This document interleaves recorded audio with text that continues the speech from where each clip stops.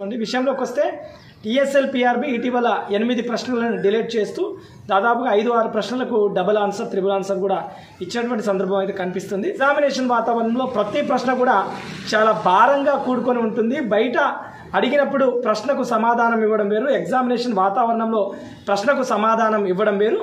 అంతేకాకుండా negative marking పెట్టినప్పుడు ప్రశ్నకు సమాధానం ఇవ్వడం వేరు.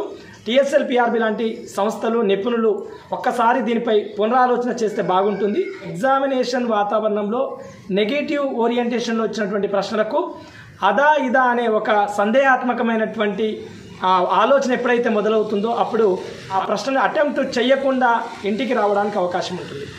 పూర్తి స్థాయిలో చదివినటువంటి అభ్యర్థులు, దానిపైన స్పష్టమైనటువంటి అవగాహన ఉన్నటువంటి అభ్యర్థులు ఆన్సర్ లేదు ఇందులో అని వదిలిపెట్టి రావడానికి కూడా అవకాశం ఉంటుంది.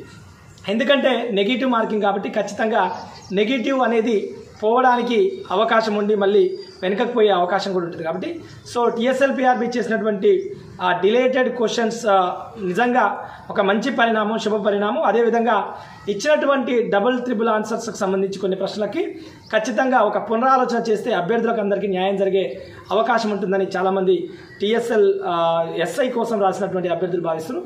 సో ఈ విషయాన్ని కన్సిడర్ చేస్తారని మా డువాడే ఛానల్ కూడా భావిస్తుంది. Thank you so much. మీరు ఇంకా మా ఛానల్ సబ్స్క్రైబ్ చేసుకోకపోతే సబ్స్క్రైబ్ చేసుకోండి. Have a nice day.